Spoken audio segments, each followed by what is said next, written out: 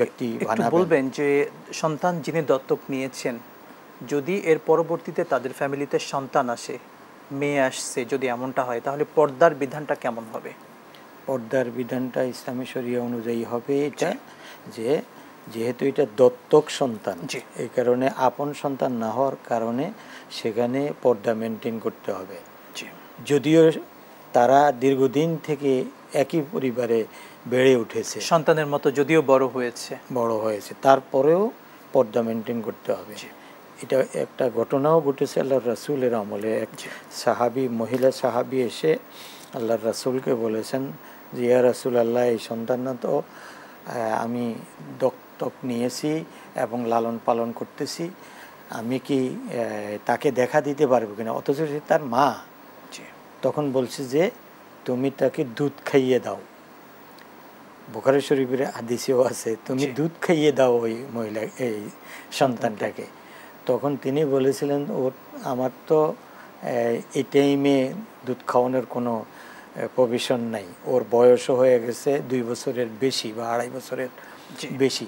তখন বললে তোমার জন্য এটা খাস, এ কারণে ওই মহিলা দুধ খাইয়ে দিয়েছে তার সন্তান হিসাবে।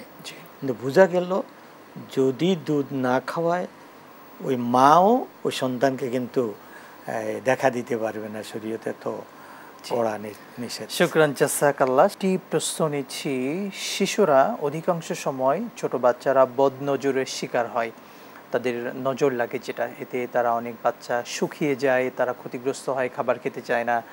তো এই বদনজর থেকে বাচ্চাদেরকে হেফাজতের কোনো আমল আছে কিনা?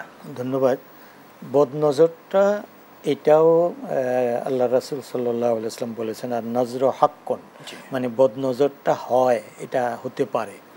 এ কারণে সেখানে আমরা যদি 2 কুল, যেমন কুল আউযু বিরাব্বিল ফালাক এবং নাস, এই 2টা পড়ে পানিতে ফু দিয়ে বাচ্চাটাকে খাওয়ায় দিলে অনেক সময় এটা দূরীভূত হয়ে যায়। এমনিভাবে অনেকে 4টা কুলের কথাও বলেছেন, মানে কুল আউযু বিরাব্বিল ফালাক, নাস, সূরাতুল ইখলাস এবং কাফিরুন, এবং আরেকটি তো উঈদুকুমা বিকালিমাতিল্লাহি তাম্মাতি মিন কুল্লি শাইতানি ওয়া হাম্মা ওয়া মিন কুল্লি আইনিল লাম্মা।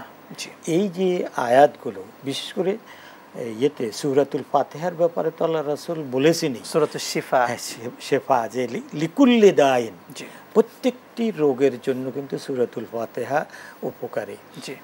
তারপরে যে কোনো রোগের জন্য যদি নিয়ত সহি করে, যদি খুলুসিয়তের সাথে যদি সূরাতুল ফাতিহা তেলাওয়াত করে ফু দেওয়া হয়, তাহলে এই ধরনের বদনজর থেকে আল্লাহ পাক হেফাজত করেন। শুকরান, জাযাকাল্লাহ। আপনাকে অসংখ্য ধন্যবাদ শেখ। বারাকাল্লাহু ফি হায়াতিক।